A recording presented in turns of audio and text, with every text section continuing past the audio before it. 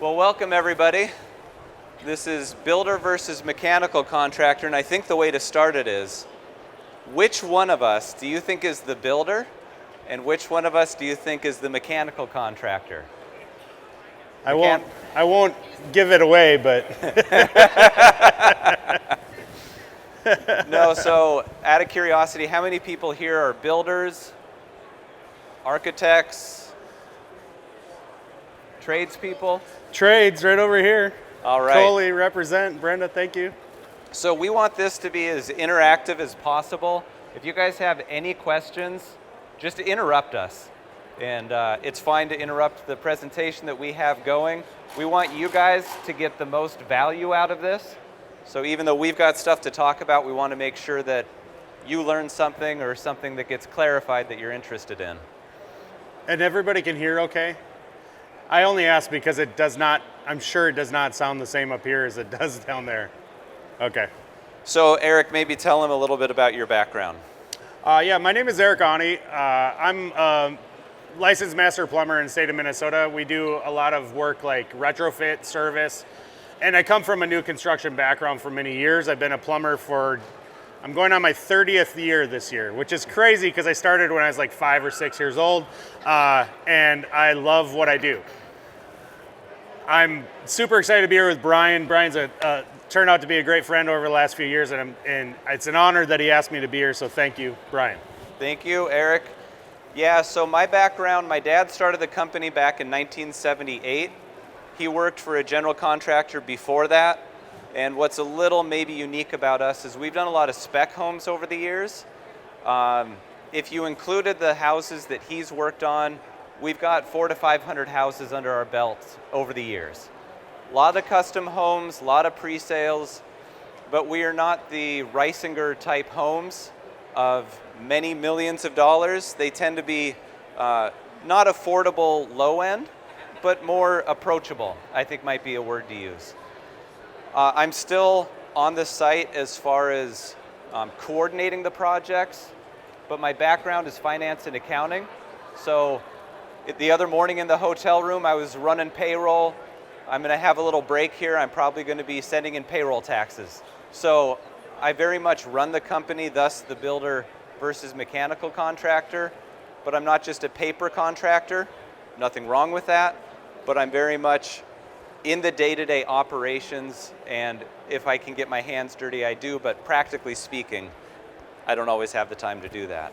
Bryan, how long have you been, I think you said that the business started in 1978. Yeah. How long have you been working with Pioneer Since Builders? I was about 17. So my whole life, in fact, Timmy and I are going to be doing a presentation, my brother. We have pictures of us as wee lads in North Dakota on a roof pounding nails. So we've always been around construction, but actually, well, when I was 17, it was digging ditches, sweeping houses, and pulling permits. I have to say, I'm envious of that because I started my business 21 years ago. Yep, did the math quick in my head. And I've not had a brother or, just recently my wife has joined the business, but it's been very lonely. So like it's so cool that you guys get to work together. It's been awesome.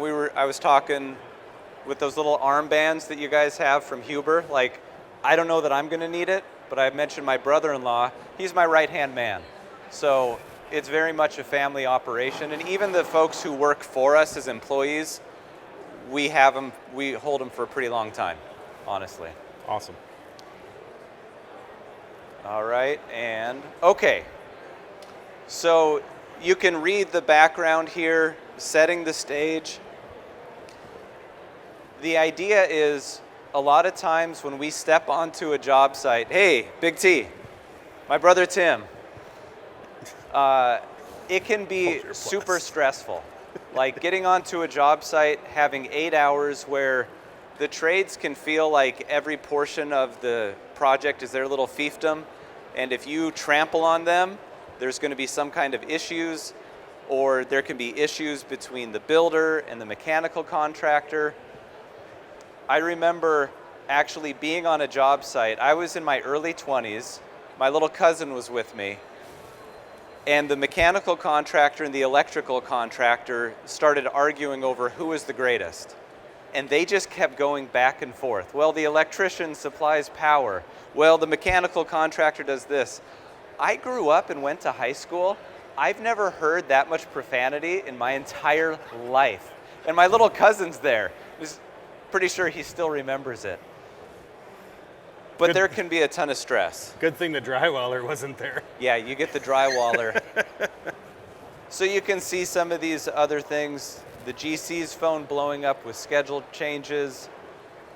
When Eric and I were talking yesterday, this point here about you are not ready for us yet. Yeah, that seems to be the biggest challenge in the whole construction process. It's not always on the rough framing scheme of things when we're there initially for our first site visit. It's usually later on when when the pressure's on you to finish the project, you see the end of the road.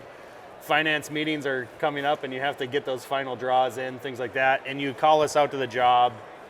I guess I'm saying you. But absolutely. We're called to the job and we're delivered what we call a just block of lies ahead of time. Nothing's ready. You don't have, the mechanical space isn't even, finished yet or built, things like that. Yep. So that's kind of setting the stage there. This is more what we want to get out of this conversation. It's a balancing act, not a battle. Every individual on a job site is a stakeholder in one way or another. The way Dad, not verbally, but just through his actions and attitude, trained us, is nobody was more important than anybody else on the job site. So Dad, he was the guy driving the Toyota Camry, wearing sweatpants, sweeping up. You would never know he was the GC. So on the weekend, he'd be cleaning up and you would have customers walking through and he would have his ear out to what they were talking about. They had no idea he was the builder. So as the builder, that's kind of the spirit that I would like to convey. I always ask people, who here has ever stocked a whole house of drywall? Difficult work, right? And yet, they're probably not the guys who get as much respect or are treated as well. But without those guys, the house doesn't get rocked or taped or the finish carpenters. You just go on down the line. So if we view everything as much more of a teammate type situation, it's going to go better for everybody.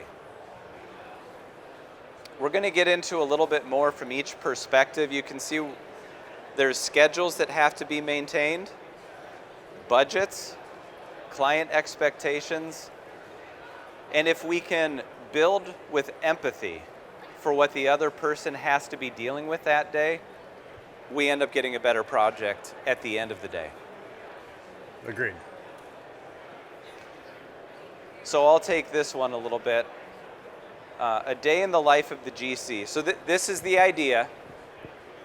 There might be some things that I mentioned that you as an architect aren't aware of, or maybe somebody who's in the trades isn't aware of, and hopefully we'll get the same thing from Eric.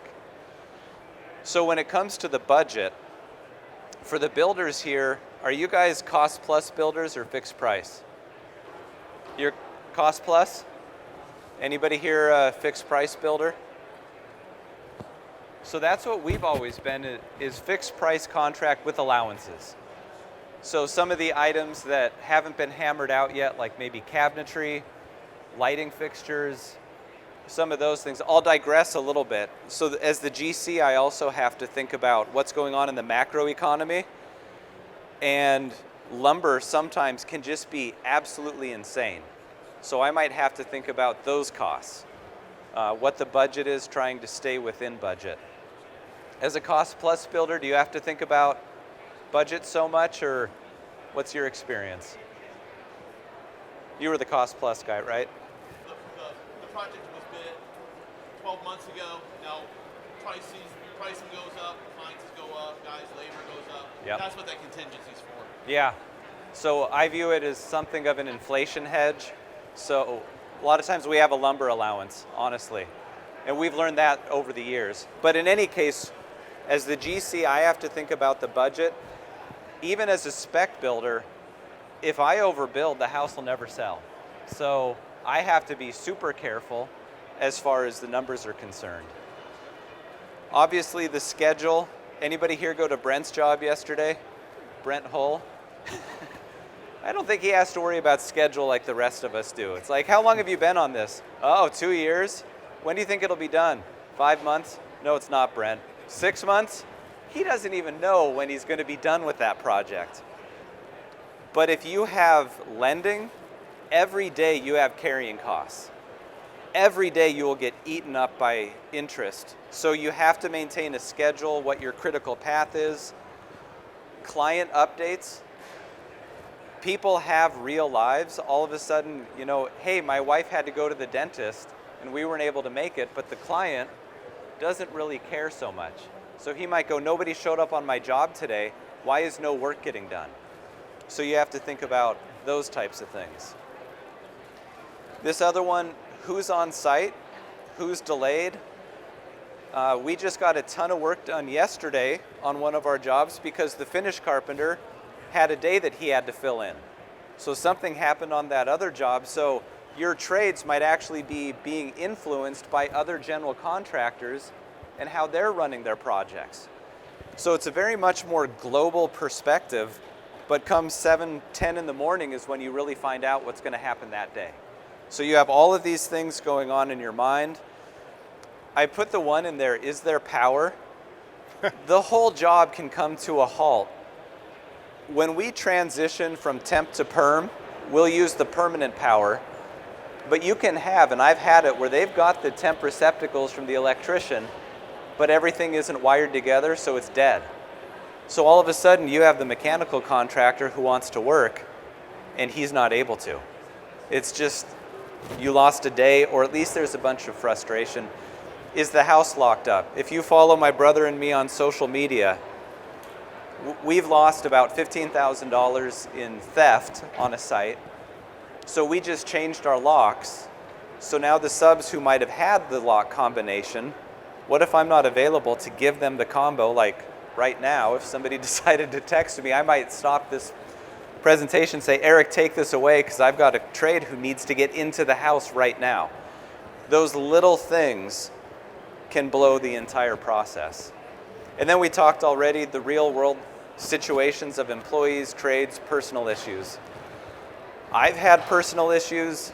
Eric's had personal issues. Even this week, it was like, are we going to be able to be on stage at the same time?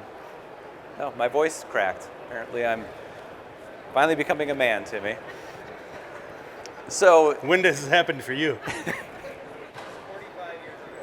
years. But there are real situations that happen, and how do we deal with that? And it can be any one of the trades. It could be, you know, if you're dealing with attorneys or accountants. All of these things, honestly, in one day, I might have to be thinking about before I even get to the job site. All right, this is my slide. This is you. Go for it. I'll take a nap. Okay. I guess when we talked a minute ago about the challenges, things that we run into that are problematic, like the you're not ready for me. A lot of what happens in our trades, whether it's plumbing, electrical, mechanical, in my case, we're showing up to the job site and trying to coordinate a lot of materials that aren't stored on your job sites leading up to our arrival. So custom sheet metal may need to be ordered ahead of time, but where do we put that? We put that on our vehicles. We show up, and if that job's not ready, it's problematic, right? There's a lot of coordination that goes into it on our end, believe it or not. From the builder's perspective, you're looking at it, everyone. You're having to deal with all of the trades and all of the challenges of building that house. I don't have to worry about that as much, but the coordination, the timing of everything is crucial, especially with supply chain issues now, right? That's become more of a challenge overall. You talked about lumber costs going up and down. Our material costs have only went up. We have not seen anything change in that matter, so that's stressful, right? And it makes timing those ordering materials for our jobs so much more important, so that we can maybe keep our overhead down, or we can perform and be flexible enough to show up early if you allow us to get onto the job sooner. And so that's our biggest challenge, I think, in 2025 as a subcontractor. And then there are a lot of companies that you may hire. You may be working with subcontractors that have 20, 30 trucks in the field, and they're probably super flexible and capable of changing day of. But when you have smaller companies like my own, or maybe there's just 2 or 3 trucks involved, there's less flexibility in a lot of cases because of all of the logistics that go into performing that rough-in on your job or even for the final installations. So that's really our biggest challenge, I think, when it comes to coordinating ourselves and what can be most disruptive if you're not ready for us on your end. Yeah, I know for our mechanical contractor, he just turned 64, right around there. The institutional knowledge that he has, one of the struggles he talks to me about is he'll show up and he'll have a homeowner builder who just expects the mechanical contractor to figure it out. And he'll be like he just had a project where they added, say, 2,000 square feet of conditioned space. Nobody told him that. I don't think any of it was permitted. So now the mechanical contractor has to try to figure out, and thankfully Bob is super experienced. He'll be like, well, you can't go through that header. Oh, I can't? And so then he has to try to become more of the field designer to figure it out. Well, and in that train of thought, we talked briefly yesterday. One of the things that is so helpful to us, though, from our partners, the builders, are the specs that can be provided to us for framing members, your joists, your engineered specs, where I can drill holes, things like that. Those things can actually make things so much better for us, too. And that open line of communication, the understanding from your end to provide those that information to us is crucial. And the reason why is because I don't have room in my brain for any of that. I have to worry about those materials. I have such a highly technical installation we're getting ready to do, even on those rough stages. It may not seem that technical because we're cutting everything open with a Sawzall or an oversized drill bit, but it is, right? And so I need that information. It can really make or break the start of a job. And really those first hours, that first interaction when you arrive to a site as a subcontractor can really change the course of your entire day. Yeah. So some of this is going to, kind of bleed over to things we've already talked about because it's something of an organic conversation. But here's just a couple of points for the struggles that a builder might have. Cutting structural members, like Eric just talked about, that is kind of up to us as the builder. Now, they might be on the plans, your allowable holes or notches or drills that you're able to do, or if you're working with I-joists, they can provide that. Having all of that available can prevent framing corrections from your inspector or having to go back to the I-joist company and see if this is going to calc out. We had one project where the house was finished and the mechanical contractor, did he cut a beam or a post? Do you remember what it was at Hawkstone? The floor was spongy. You could just tell that there was a spot where there was some kind of an issue, so Timmy and I got in the crawl space. There was no other place for the mechanical contractor to go, but it would be better to communicate that up front. And if it's like, this is where it has to go, then we could get ahead of it, fix it while everything's open before there's insulation. The worst case scenario is a homeowner finds it 5 months later. Nobody likes a callback. It wastes everybody's time and productivity. Another one, behaving inappropriately. Yes, I'm a dad. It's inappropriate and disrespectful. But honestly, we don't have people who yell on our job sites. I try to keep the stress as low as I can. We had a case where we had an electrician. Any electricians in the audience? Oh, thankfully not. Oh man, the prima donnas, right? Oh, They're the terrible. worst. And then one guy raises his hand in the back and he's like, gotcha. No, so he was newer on our job site and he was acting like a jerk to the mechanical contractor. We just don't have that. Now, I didn't call up and tattle on him, but when I talked to his oversight, I just mentioned it to him.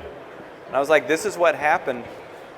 We don't do that on our jobs. I wasn't disrespectful to that guy, and he goes, that'll never happen again. So to me, when people do start this, I'm better than you, I'm the plumber, I have to do this well, but my air has to go this direction. Yes, but I have to do the wiring here. It's all important. There will be clashes. How do we resolve that to the best of everybody's ability makes a huge difference. For myself, and we'll maybe just talk about a couple of these things real quick. Dehumidifiers, I'm in climate zone 4C, so we don't typically have dehumidification in our houses. It was just recently introduced in the 2021 model building code as a potential method of having an unvented crawl space. So I keep up on the codes. The mechanical contractor doesn't typically do that. I have to become more conversant while still being respectful of the installer. Or we were one of the first in our market to start using ERVs. And one of the guys who works for the mechanical contractor was completely wrong with how the air changes work. But I have to kind of just keep my mouth shut because I'm in the middle of all of this stuff. I need to work with him and not be some condescending jerk who wants to do these things but work with them. And then eventually he might say, oh, hey, I was wrong on that thing. I'm not going to say I told you so. It's going to work its way out, so you have to be able to negotiate some of those things. How many people here use mechanical designs, like manuals JS&D from ACA? Your mechanical contractor might not be used to that. So if you bring in a design, he might be like, this is ridiculous. I've been doing this my whole life. They use rules of thumb. They oversize their equipment because they're not used to people who do blower door tests. So you might have to talk them into using the smaller equipment. But the empathetic part is, why doesn't he want to use undersized equipment? Because somewhere along the line, he got burned and had a homeowner who got upset. And then what do you do when your equipment's undersized? So recognizing that when you're using mechanical designs, and recognize he might be right, and the mechanical designer has never cut sheet metal in his or her entire life, and they've done some design that is unexecutable. So recognize that as far as, A couple of other comments here. Use of different manufacturers' equipment. So a lot of times it stems from the same thing. They have their preferred vendors because they've used equipment that's failed and they couldn't get warranty items or things like that. So listen to the mechanical contractor for the equipment they like. You still might have to use something else, but try to find out why they would rather use this other equipment, because they might have experience that you don't have, and when something fails, you want to make sure that you can take care of it. Yeah. Does that make sense? It does. I think when it comes to equipment, on that note, aside from design and everything, but experience, oftentimes I think if you talk with your subs, your mechanical contractor in this case, a lot of times their familiarity is rooted in local supply and support, right? If it may not just be if I'm familiar with this and I'm not willing, it's I'm reluctant or hesitant because maybe past experience or moving forward, I know that even with not this piece of equipment, other things in the past, I tried something new, I didn't have the support I needed in the area, I didn't have a rep local, I didn't have parts available, those kinds of things. Because when you're building a house, there's a ton of pieces that go into it, but you don't usually just point to one thing and say, well, this little piece broke, we need to buy it. It's usually, this system isn't working, how do we fix it? In our trade, it's the piece that broke. Yep. And we need to have a source, and we need to have the support. And sometimes that support is education. Sometimes it's just literally handing you the parts or telling you how to get it. Yeah. So that's where the reluctance comes a lot of times with the technical skilled trades is based on experience, I don't want to put myself into that problem. Yeah, absolutely. Well, and it comes down to profitability. Is if you think about efficiency and amount of labor in versus output out, any callback is a drain on productivity. Not Yeah. only because you're losing, having to spend time there, it's the opportunity cost of your time. You're not being productive in this other area. So the more we can have fewer of those types of issues, the more our profit per unit in goes up. And at the end of the day, we are trying to be profitable. So maybe one other comment on that. You follow the Build Show, you follow all of these folks. What he's saying has so much validity to what you can get where you're at. So you may not want to build like somebody in New England because they literally don't have the, what's the word? Not availability, distribution channels in that area that have been developed in your local market. Couple of little case studies here, again from the builder's perspective. So, anybody know what this is? Duct blaster. So, duct leakage testing is something that we've been doing for years. So, about 6 or 7 years ago, I had a situation where our insulation contractor is usually the one who comes in and does the blower door test, who also would do the envelope leakage, which seems like a conflict of interest. It is a conflict of interest. So the tester comes on site and he says, first thing out of his mouth, what do you want your number to be? So if anybody knows blower doors, all you have to do is tweak what your equation is. What's great is when you hear about the development that every house used exactly the same numbers. So I told the guy whatever it comes in at, and we failed. And that kind of set me on this big journey to figure out why are we not getting low blower door numbers. So finally what I thought might be the case was our duct system. So we usually use VRFs with ducted systems, even though they call them ductless in the industry. And I was on a job site, the mechanical contractor comes out, he had RetroTech instead of the Energy Conservatory, didn't have a clue how to use it, which is fine. Nobody was ever having him test his duct systems. It's kind of like, well, it's all connected, let's hope everything's fine. So you've got your pizza box unit with your plenum off the back and off the front. And I don't know if you've ever been in a situation where all of a sudden everybody gets real quiet. So they're testing it, and I'm just kind of working around, and they were just they had a terrible result. So he had delegated to one of his workers taking the box and sealing it all up, and it wasn't done right. And then you cover it with insulation, and you don't see that it was done wrong until you test it. So how many people here who build houses or are plumbers test your supply and waste? So that's the way I look at it. It's not a matter of I don't trust Eric.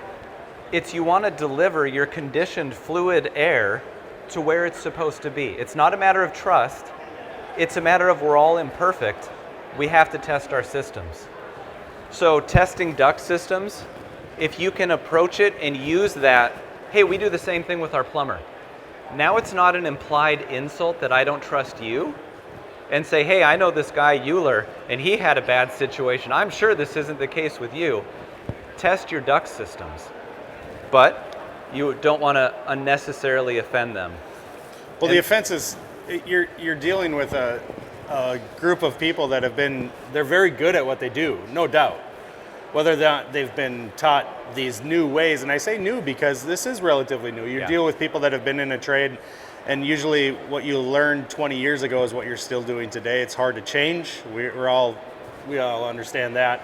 This is relatively new to our industry. Not understanding the tools or having the tools because you're told you have to own it, but never using it is more common than you think. 100%. Yeah. 100%. It's more common. And people might say, well, all my duct system is within conditioned space. Might be true, but if you used a mechanical design and you had to design CFM per space, you have to test it in order to know. Now, if you're in commercial construction, testing, adjusting, balancing, is totally normal. Like, they're very familiar with this. But in the residential world, it's not. It's like a foreign language. So you might just have to be a little bit more patient with them, work with them on it. We have our own duct blaster, so we do our own testing. We have our own blower door. Now I will do this. I put it to sleep. Chris over at the Energy Conservatory. Let's see if I can, you hear that? So I'm going to give them just a little plug. That's the DG1000. Digital gauge is what I think it is. So it's a manometer that can be used for a variety of testing reasons. Right now we're testing the building envelope within here, and this is getting a really bad blower door number. Like the air changes per hour is ad infinitum. But you can use the same thing over here, although if you get a super tight house, you can actually use this to test your building envelope as you get tighter and tighter. Can I add one thing about the as duct much blowers? as you want. You guys, we talked about a second ago the mechanical design, right? We have these wonderful firms that can put together designs that are fantastic. They fit the bill, and if they're executed properly, they work really well. I haven't heard too many horror stories from when the path is taken that direction. You have to understand too, from our perspective, maybe you don't fully get how technical and how important it is that those plans are followed because of what you just said. Performance may be verified and tested, but in our head, the duct is in the conditioned space. If there's a little leakage, it just attributes to the load. It's fine, right? That's not the case. You pointed out that they may be fine-tuning exact CFM for a specific space, and I know this to be the case all the time, exact BTUs to be removed or added to a space. And it's come down to literally we don't have room for adjustment anymore, okay? We have designed and followed a design that is going to provide exactly that. There's some balancing involved, but there's not a lot of forgiveness. Okay, that's the key right there. And so the testing and understanding the testing, and I fully admit that I'm not an expert at it, but the testing and understanding it is so that you get it right the first time. As a service contractor, I can tell you how lucrative it is to come after the fact and try to fix things that were wrong, and sometimes only a few years old. People generally live with problems for about 5 to 6 years before they can't handle it, and what do? They move out of the house that they built because they're so unhappy, because it can be so expensive to remedy the problem that could have been taken care of up on the front end. That is truly the importance of what you're talking about. You might not realize how severe that, or how big of an impact that can be for your customer. It can literally mean tens of thousands of dollars of remedial work that nobody budgeted for 5 years before when they built the house. That's the importance of it, in my opinion. I agree, and I'm going to assume most folks in the audience are using single stage mechanical equipment. It's even more important there. We use VRF, so variable refrigerant flow. The fans adjust. We have very efficient building envelopes from an air leakage and a thermal perspective. So the stakes aren't quite as high for us as they are if you're using single stage equipment, because our loads, frankly, are pretty low. Our blowers never ramp up to full speed, even on your design temperature days. One little tip, our mechanical contractor is going to run 6-inch duct everywhere. So you'll get your designer who will run 3-inch duct here and 4-inch there, and it makes sense from a fluid dispersion perspective. It makes no sense in the field. None. So up front, talk to your mechanical contractor to look at the manual S, anyway, at your duct design, and go back to the design firm. Hey, can you redesign this with 6-inch ducting? Sure, what do I care? But they're just doing it based off of whatever RightSoft program that they're using. But if you're able to deliver the CFMs, you're going to be good to go. One other little thing, because I like to give tips that I've learned the hard way. So case study, following the ANSI ResNet ACA ICC standard 310. That's all the same thing. Working with HERS raters, or if you're going with Zero Energy Ready Home certification, sometimes you'll go for this certification and the rater will come back to you and say, hey, what about this? And the train's left the station and there's no way to gather some of the information. So what I did is I sent the questions regarding refrigerant charges, did you have to add to how many pounds, all of that kind of stuff during commissioning. And I sent it to an email, or emailed it to my contractor, and I got a call from him at like 8:45 at night, having to pull him down off the ledge. Because he's just like, what is this? He's never had to think about any of that stuff. And so that's the psychology part, is we just started walking through one item at a time. And then he's like, oh, this isn't a big deal. So be prepared for that. What I did is I just took those questions, put them in this form. I supply that on site. They're already familiar with it so that they can fill it all out. I scan it, I can send it to my rater, and we've gathered all of the information up front. If you try to ask him, hey, what was the diameter of your liquid line? He might just come up with something. But if you do that up front, and then you work with the same contractor for many, many houses, this just becomes part of our process. If we ever had to replace him if he retires, I have a system in place that I'm very comfortable and familiar with.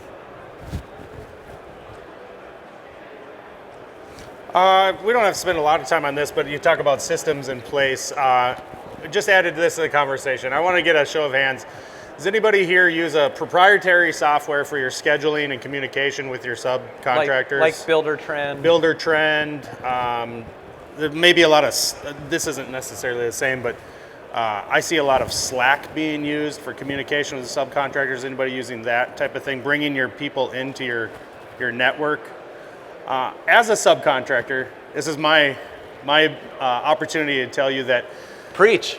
we don't have all the same tools that you do, or we're not necessarily looking to use another new form of communication. Just keep that in mind. The other day we looked at a job, and I apparently made a good impression, and I was immediately invited into the Builder Trend group, the network, I don't know what it is because I don't use it, environment. Yeah. Yep. And I thought, this is just one more thing that I'm gonna have to subscribe to and monitor separate and as an alternative to what we're typically using. I'm not saying that an old-fashioned phone call doesn't work, but it's pretty handy and it gets things done. Email is really useful for us, but just think about that and ask your subcontractors what they're using, especially if you're looking for a way to kind of streamline your communications. It's not just your firm that you have to worry about, but many other companies that you're going to be dealing with. And I know from experience it can be very frustrating to be added to another form of communication. It can really disrupt our own processes too. Yeah. Extremely valid. I personally tailor my communication to each one of the subs, and each of the individuals within that subcontractor company might communicate differently. So to me, yes, we call ourselves general contractors. It's more of a coordinating position in my mind to be more effective at it. So if you can understand, like we were just talking to one of the women here who she taught band. It's coordinating. It's an orchestra that we have to try to coordinate. Know when to pull in, when to slow down. So as we start to wrap it up here, I think I did want to say one thing that Eric and I didn't talk about before we get into this. Builders, pay your bills. I mean, you would be amazed if you're the guy that pays your bills that they're going to want to come back to you. Have a clean job site when they show up. Have the 2x4s there stacked and neat and ready to go. If there's an unsafe condition, again, we didn't talk about any of this, make it safe, as safe as you reasonably can. Have scaffolding set up, think through ahead, where's your mechanical areas going to be coming in? Okay, now I'll get off my soapbox there. No, I loved it. I think that's great. Absolutely. So, pay your bills, please. We rely on you to do so. I mean, imagine if your customer nickels and dimes you and doesn't pay. That's what happens to the trades all too often. So from kind of cradle to grave, look over the plans together if you can, and be willing to adjust where your equipment locations are, your duct routing. Be available to answer questions. So again, for me, I'm super hands-on, especially with the mechanical stuff. If I can be there for a few hours while they're getting set up, that's a huge win. We talk about the next point, and then I'll tie that in. Coordinate with the other trades. If you have a food disposal for plumbing, think about your line voltage. Can you guys do line voltage, or do you have to have an electrician come in and make your points of connection? The new NEC code says I can't connect it anymore. Isn't Probably that crazy? the old one did too. It's not wrong. I wouldn't doubt it. So it's frustrating as a mechanical contractor, I would assume, if he sets up all of his equipment, he does his charges, he's done all of his pressure testing, then an electrician comes in and he doesn't know how to wire the stupid thing, and he gets one unit wired up incorrectly it just wastes everybody's time. That's our job as coordinators. If we can schedule trim one day with the electrician and the mechanical contractor at the same time, it is a win. But before that, make sure you know where all of your wiring is going for your thermostats, unless they're wireless, that they're connected to the right places. To me, that is where we should take as much ownership, because he's going to know some of it, the electrician's going to know some of it, but if I can make sure it's all there, and we just had a totally wrong situation, there should have been 2 thermostat wires to 2 thermostats, there was 1 to 2 indoor units. I did everything I could up front for it to be done right, and it was still done wrong. But it was fixed before drywall went in, so it wasn't a big deal. Be flexible. If possible, develop a friendship. We real quick, we talked yesterday. It's not on the notes, but we talked about the parenting. You brought it up a little bit ago. But if you always overreact when your kid brings you a problem, that kid is going to stop bringing you problems, right? Like that's just. Maybe I'm paraphrasing it poorly there, but you get the gist of that. So as a subcontractor, I know through experience for sure that I have acted this way, that I've got a reaction that was not necessarily helpful for the situation when I presented a problem to our general contractor, to the builder, to the job suit. It wasn't helpful, or I was made to, oftentimes the reaction is that's your problem, you figure it out. That's why I hired you. But ultimately, what you've talked so much about today is just that communication and being helpful and being prepared.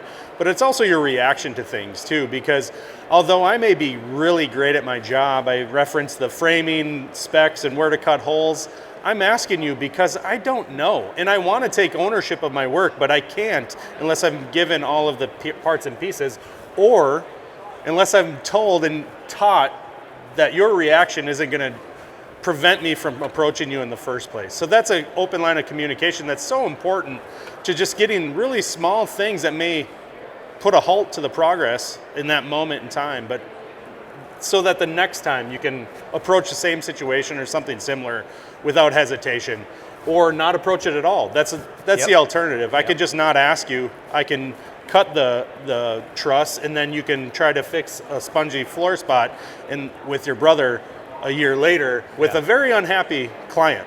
Yeah. Sorry to derail your ending there. Once bitten, twice shy, right? Yeah. So we'll just roll through this as we're wrapping up here. At the end of the day, every trade has its expertise. Honor it. Stop playing the blame game. Start asking, what do you need from us? And if everybody on the job site operates that way, it's going to work out. Just wrapping up, a couple of things, like I've reached out to Eric. Eventually he's going to tell me a new system to use.